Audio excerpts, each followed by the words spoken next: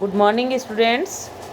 हमने पिछले क्लास में लेखक रामचंद्र शुक्ल के भय नामक पाठ का अध्ययन किया था। उसके कुछ अंश हमने पढ़े थे। आज हम पुनः उसके आगे के भाग का अध्ययन करेंगे। पेज 38 से हम के सेकंड पैराग्राफ को आज समझेंगे। लेखक ने यहाँ भय के अनेक रूपों का चित्रण किया है। सबसे पहले उन्होंने भय और क्रोध में अंतर बताया, भय के साध्य और असाध्य रूप का चित्रण किया। साथ ही ये स्पष्ट किया कि जब भय हमारे स्वभाव का एक हिस्सा बन जाता है तो वो भीरुता में परिवर्तित हो जाता है और भीरु व्यक्ति को अपनी शक्ति पर अविश्वास होता है, इसीलिए वह नया कुछ करने का प्रयास नहीं करता। साथ ही धर्म भीरु व्यक्ति की उन्होंने प्रशंसा की है और ये माना है कि आशंका और भय में भी अंतर दिखाई पड़ता है। अब लेखक ने आगे स्पष्ट किया है, क्रोध का अभाव दुख के कारण पर डाला जाता है। इससे उसके द्वारा दुख का निवारण यदि होता है तो सब दिन के लिए या बहुत दिनों के लिए। भय के द्वारा बहुत सी अवस्थाओं में यह बात नहीं हो सकती। ऐसे सज्ञान प्राणियों के बीच जिनमें भाव बहुत काल तक संचित रहते हैं और ऐसे उन्नत समाज में जहाँ एक एक व्यक्ति की पहुँच और परिचय का विस्तार बहुत अधिक होता है, प्रायः भय का फल भय के संचार काल तक ही रहता है।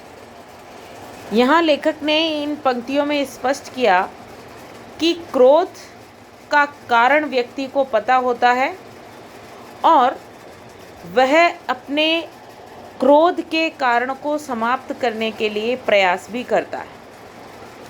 लेकिन जो सजीव प्राणी हैं उनमें भय का जो भाव है वह बहुत काल तक संचित नहीं रहता, बल्कि जब तक भय का कारण रहता है तभी तक भय की भावना उसके मन में विद्यमान रहती है, क्योंकि वह भागकर बचकर उपाय करके अपने भय को समाप्त करने का प्रयास करता है। जहाँ वह भय भूला कि आफत आई, यदि कोई क्रूर मनुष्य किसी बात पर आपसे बुरा मान गया और आपको मारने दौड़ा तो उस समय भय की प्रेरणा से आप भागकर अपने को बचा लेंगे, पर संभव है कि उस मनुष्य का क्रोध जो आप पर उसी समय दूर न हो बल्कि कुछ दिन के लिए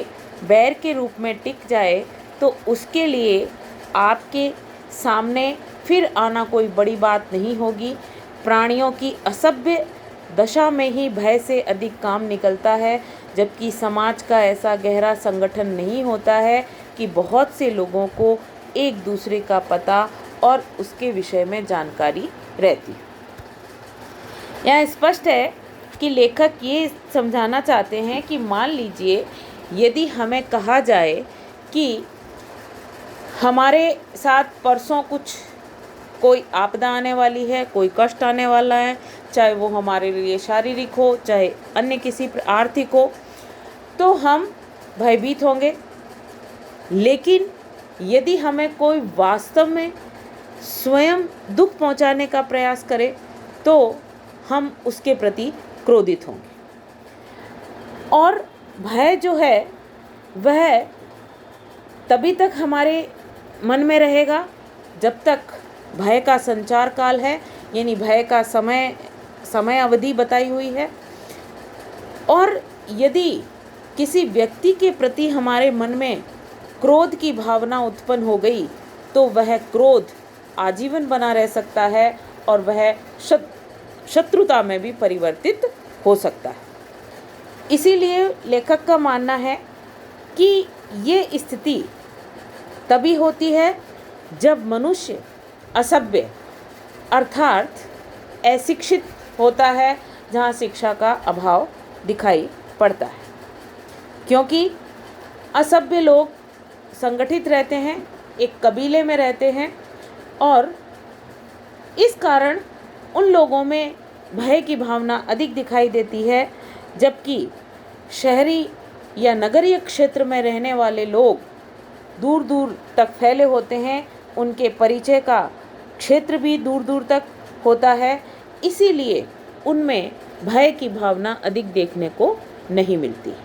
तो इस पैराग्राफ में लेखक ने ये स्पष्ट किया कि क्रोध के कारण हम आजीवन किसी से शत्रुता रख सकते हैं और जब वह हमारे सामने यदि आता है तो हमारे प्रति उसका आचरण, उसका व्यवहार जो है वो शत्रुता लिए हुए होता है, लेकिन भय से हम भागकर बचकर अनेक प्रकार के उपाय करके अपना प्रयास कर लेते हैं। आगे लेखक स्पष्ट करते हैं, जंगली मनुष्यों के परिचय का विस्तार बहुत थोड़ा होता है। बहुत सी ऐसी जंगली जातियां अब भी हैं जिनमें कोई एक व्यक्ति 20-25 से अधिक आदमियों को नहीं जानता, अतः उसे 10-12 कोस पर ही रहने वाला यदि कोई जंगली मिले और मारने दौड़े तो वह भागकर उससे अपनी रक्षा उसी समय के लिए नहीं बल्कि सब दिनों से कर सकता है। पर सभ्य, उन्नत और विस्तृत समाज में भय के द्वारा स्थायी रक्षा की उतनी संभावना नहीं होती। इसी से जंगली और असभ्य जातियों में भय अधिक होता है, जिससे वे भयभीत हो सकते हैं, उसी को वो श्रेष्ठ मानते हैं और उसी की स्तुति करते हैं। स्तुति अर्थात प्रशंसा। उसके देवी देवता भय के प्रभाव से ही कल्पित होते हैं। किसी आपत्ति या दुख से बचे रहने के लिए ही अधिकतर वे उसकी पूजा करते हैं। अति भय और भय कारक का सम्मान असभ्यता के लक्षण है। अशिक्षित होने के कारण अधिकांश भारतवासी भी भय के उपासक हो गए हैं। वे जितना सम्मान एक थानेदार का करते हैं उतना किसी विद्वान का नहीं। इस पैराग्राफ में लेखक ने स्पष्ट किया कि जो लोग जंगलों में रहते हैं, जिनके जीवन में बहुत अधिक शिक्षा का अभाव है, ऐसी स्थिति में ये लोग आत्मरक्षा के प्रयास के लिए अनेक प्रकार के उपाय करते रहते हैं।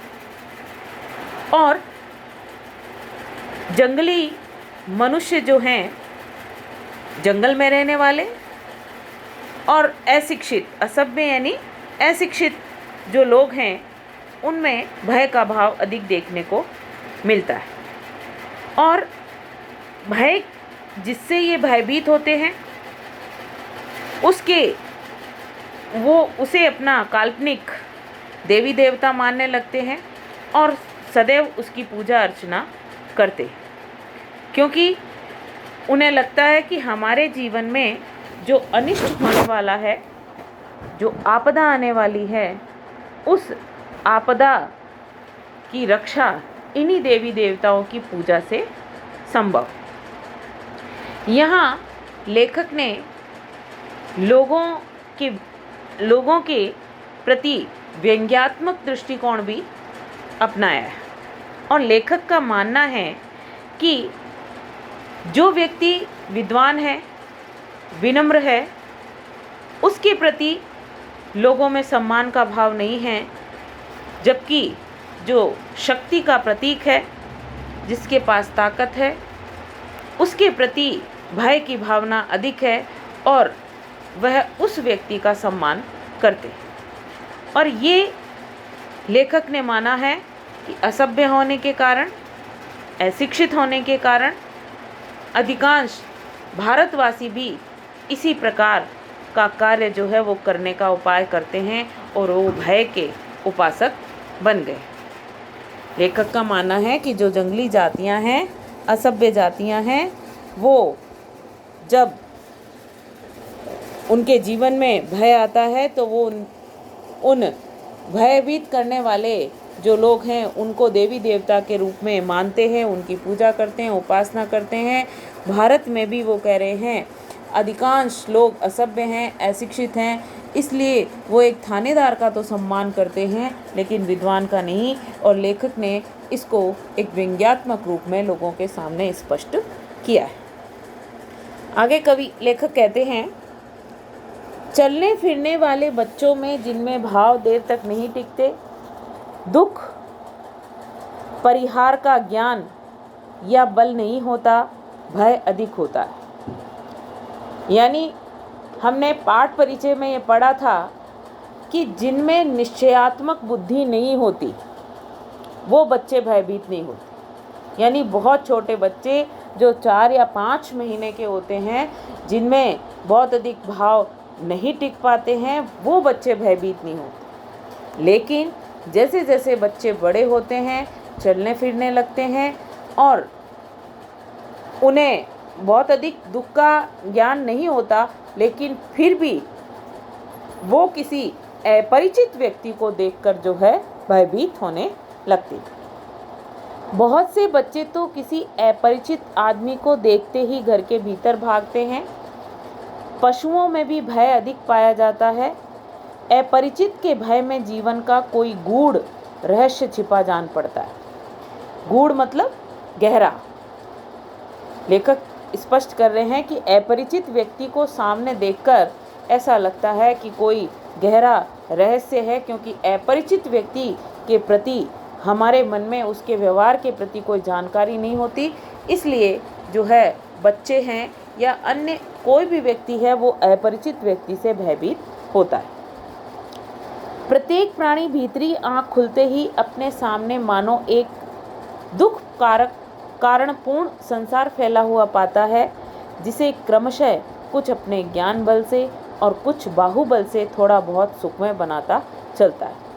कि जैसे जैसे व्यक्ति बड़ा होता है उसकी आंतरिक शक्तियाँ, भीतरी आँख यानी आंतरिक शक्तियाँ धीरे धीरे जागृत होती हैं, तो उसे ऐसा लगता है कि उसके चारों तरफ दुख ही दुख फैला हुआ है और उस दुख को वह अपने बुद्धि बल से और अपनी शक्ति के द्वारा समाप्त करता है और अपने जीवन को सुखी बनाने का प्रयास करता है। ज्ञान बल यानी अपनी बुद्धि से, अपने ज्ञान के ताकत के द्वारा, बाहुबल यानी अपनी भुजाओं की शक्ति से, कि जब जैसे जैसे वो बड़ा होता है उसे अपनी आंतरिक शक्तियों का ज्ञान होता है, तो वो अपनी आंतरिक अंतरात्मा की आवाज़ को सुनता है और उसे लगता है कि इस सारे संसार में दुख ही दुख फैला हुआ है।